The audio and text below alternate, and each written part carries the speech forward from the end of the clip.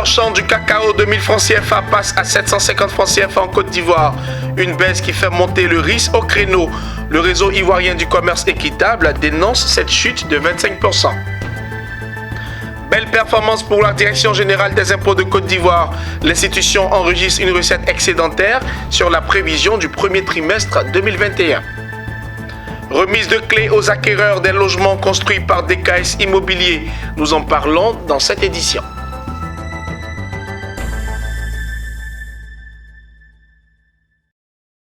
Bienvenue, mesdames et messieurs. Le réseau ivoirien du commerce équitable a organisé ce vendredi à Abidjan une conférence de presse au cours de laquelle il dénonce la chute du prix Borchamp du cacao, passé de 1000 francs à 750 francs CFA. Les responsables ont tenu à présenter la position des producteurs de cacao certifiés commerce équitable suite à cette annonce de réduction du prix minimum garanti Borchamp qui s'élève à 25% par rapport à la campagne précédente. On en sait plus avec Pierre Tebeu et Tima Traoré. Personne ne se préoccupe au sort du producteur que nous sommes. Sinon, de 1000 francs, d'abord 1000 francs, ça n'a pas été respecté, ça a été mal vendu. Et tout ce qui est resté sous nos mains, stocké dans nos mains, de 1000 francs, on revient les vendre à 750. Les producteurs de cacao ont à peine remercié les autorités pour le prix Borchamp, fixé à 1000 francs CFA le kilogramme, lors des campagnes précédentes, qu'il est revenu à la baisse de 25% pour la campagne intermédiaire en cours. Lors de cette rencontre avec les hommes de médias, le réseau ivoirien du commerce équitable, en abrégé RIS, a peint un tableau plutôt sombre pour les producteurs de cacao. Le prix du kilogramme de cacao Borchamp est désormais fixé à 750 francs CFA.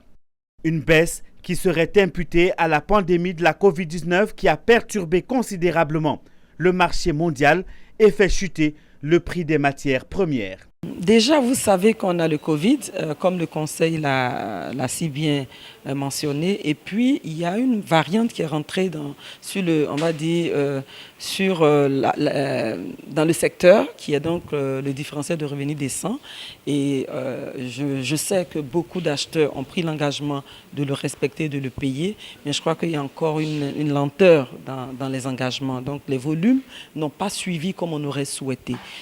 Les difficultés sont réelles pour ces producteurs de cacao de Côte d'Ivoire regroupés au sein du RIS qui ne savent plus à quel sein se vouer. Cette année, cette campagne, on n'a pas pu écouler nos cacaos. On n'a pas pu les vendre, c'est resté sous nos mains, c'est resté aux mains de la coopérative et dans nos bases. C'est resté sous nos mains. En temps, on n'a pas de magasin de stockage.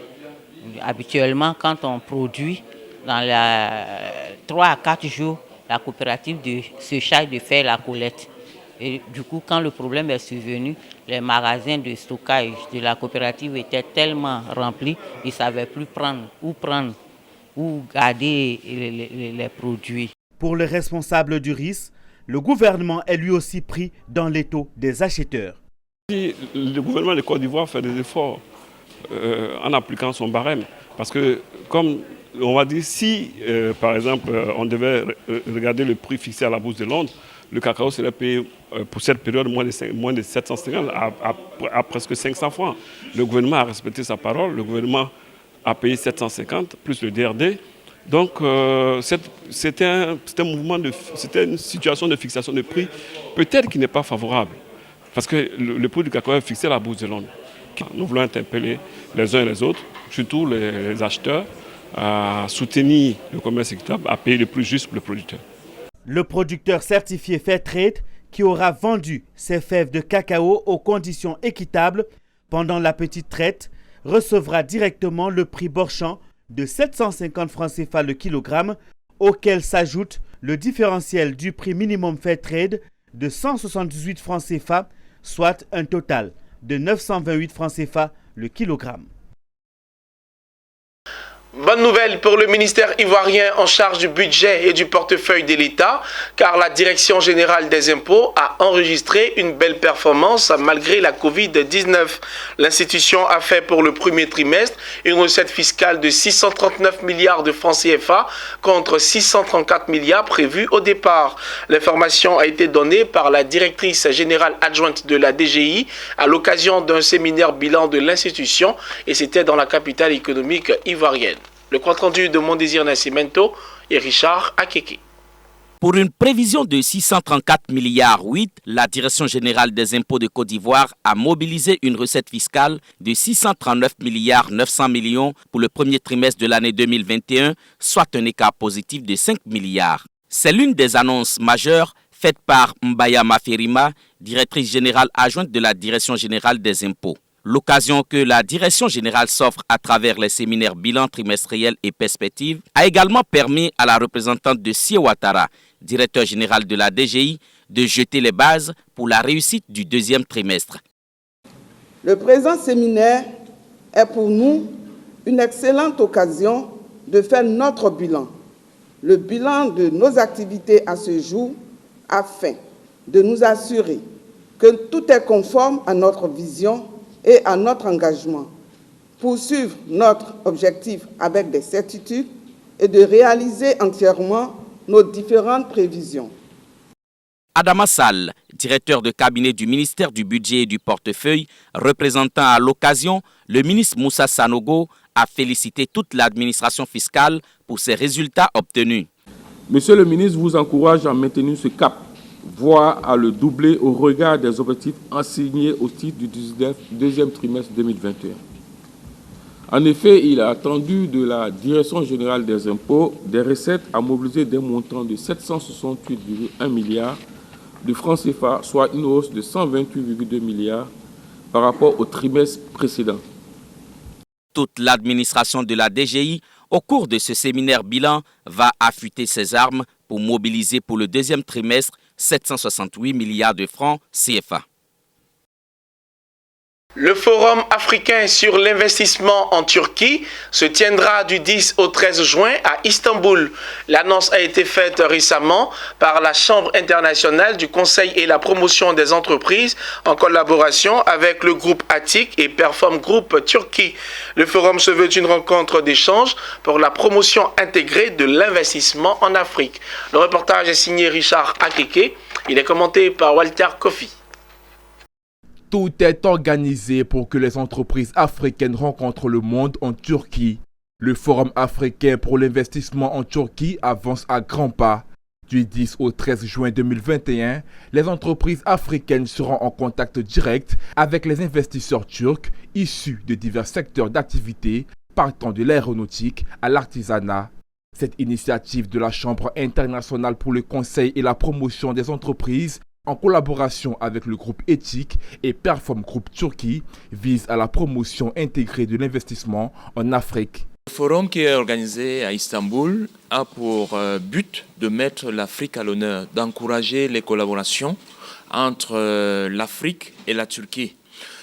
Nous nous sommes rendus compte que la destination Turquie était une meilleure destination pour l'Afrique.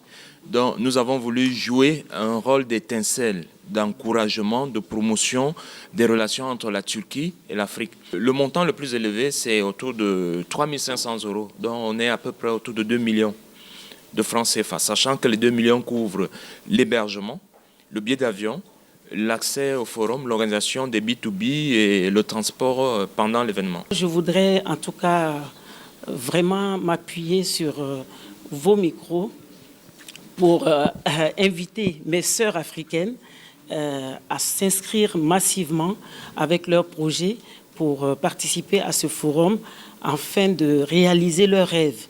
Je dis réaliser leurs rêves parce que je sais qu'il y a bon nombre qui se battent, mais qui n'arrivent pas du tout à s'en sortir.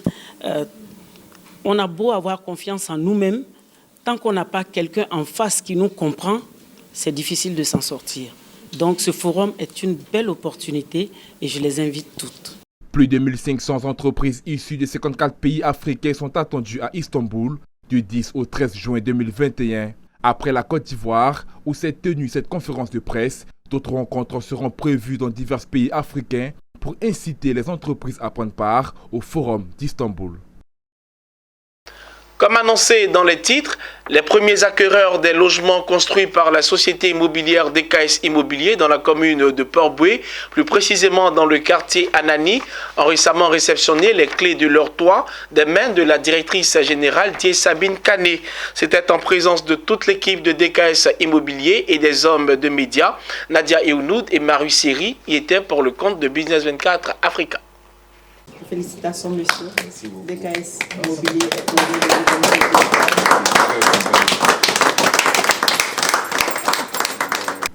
Kané Sabine, directrice générale de DKS Immobilier, vient de par cet acte confirmer le professionnalisme et la confiance dont fait preuve sa structure.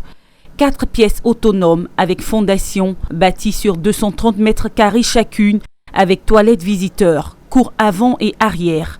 Cuisine, garage pour un véhicule viennent d'être remis à leur acquéreur après 10 mois de travaux.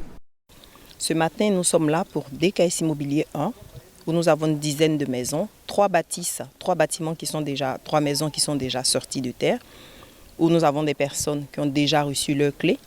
Donc nous sommes à la remise de clés de maisons ce matin, un heureux élu. Voilà, donc avec DKS Immobilier, on peut acheter en toute confiance. Nous sommes le choix privilégié. Aujourd'hui, nous avons voulu certifier, labelliser DKS, confirmer que nous sommes une entreprise dont l'éthique est de répondre aux attentes de nos différents acquéreurs. Aujourd'hui, plus que jamais, avoir une propriété propre à soi est le désir de tout Ivoirien. Plusieurs acquéreurs ont donc cru au projet de DKS Immobilier et sont repartis satisfaits. J'ai reçu ma clé aujourd'hui.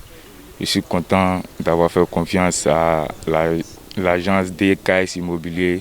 Je suis satisfait, je suis content. Je demande à tout un chacun de faire confiance à l'agence pour avoir une maison chacun. Après la remise de clés des premiers lots, le chantier se poursuit avec d'autres bâtisses qui s'apprêtent à sortir de terre.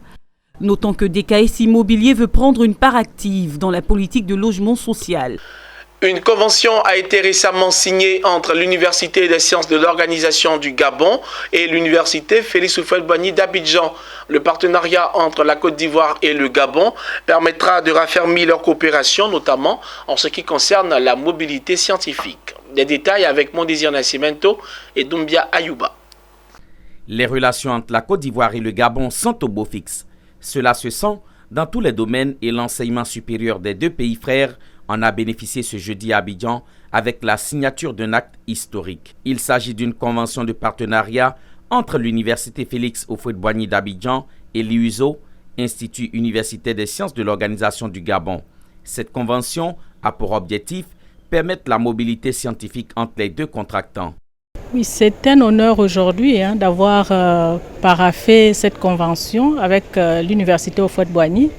Vous savez qu'en Afrique, c'est une référence et nous avons des réformes que nous avons initiées dans notre établissement, notamment l'ouverture des partenariats avec les universités d'Afrique et dans le monde. Et donc c'est la première université en Afrique avec laquelle nous sommes engagés à signer une convention. Le CAMES nous exige la mobilité scientifique et donc les enseignants de l'USO vont pouvoir venir à l'université Houphouët-Boigny, vice-versa, et nos étudiants aussi peuvent venir se performer à l'université Houphouët-Boigny.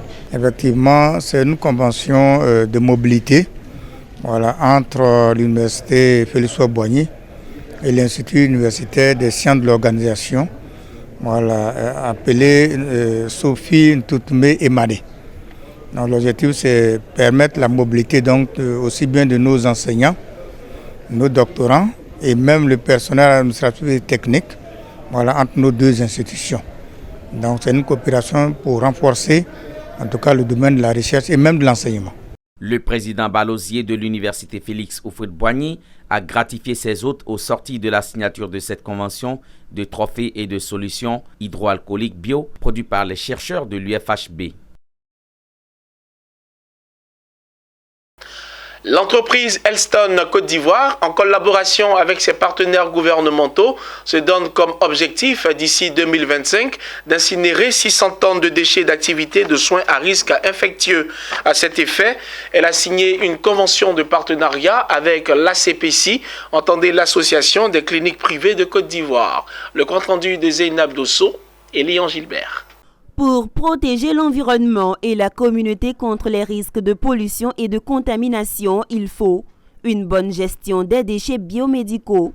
C'est pour atteindre cet objectif que l'entreprise Elston Côte d'Ivoire se tient aux côtés des cliniques privées de Côte d'Ivoire à travers cette signature de convention.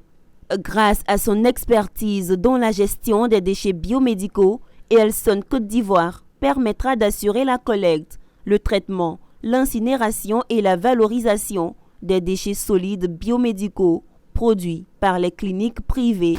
Pour nous, l'objectif, c'est de pouvoir procéder selon les normes et recommandations en vigueur à l'enlèvement de tout ce qui est déchets biomédicaux produits par ces différentes structures.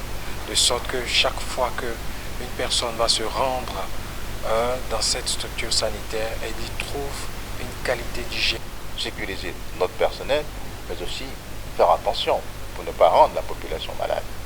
Et pour ça, nous devons poser tous les actes nécessaires dans ce sens. C'est pour ça que nous avons décidé de signer cette convention avec la société Elston. À travers cette signature de convention, le secteur privé s'engage dans la politique nationale de gestion des déchets biomédicaux en Côte d'Ivoire, une action saluée par les acteurs clés de la santé publique. Moi, je voudrais saluer de tout cœur ce partenariat naissant. C'est vrai qu'il s'agit d'un partenariat qui a été signé entre deux structures publiques et privées, mais dans ce partenariat, ces structures privées vont s'adresser à une structure publique. Du coup, on rentre dans une dynamique de partenariat public-privé. C'est ce que l'État de Côte d'Ivoire appelle de tous ses vœux. Notons que Elston Côte d'Ivoire est une entreprise créée par des jeunes Ivoiriens issus de divers secteurs d'activité. Elle dispose d'une logistique facilitant la collecte, le transport et l'incinération des déchets d'activité de soins à risque. À ce jour, ce sont plus de 1200 agents de santé qui ont été sensibilisés et près de 3000 kg de déchets collectés auprès de 53 structures sanitaires dans le district autonome d'Abidjan. Ce journal a été préparé par l'ensemble de la rédaction. Merci de l'avoir suivi. Très bonne suite de programme sur Business 24 Africa.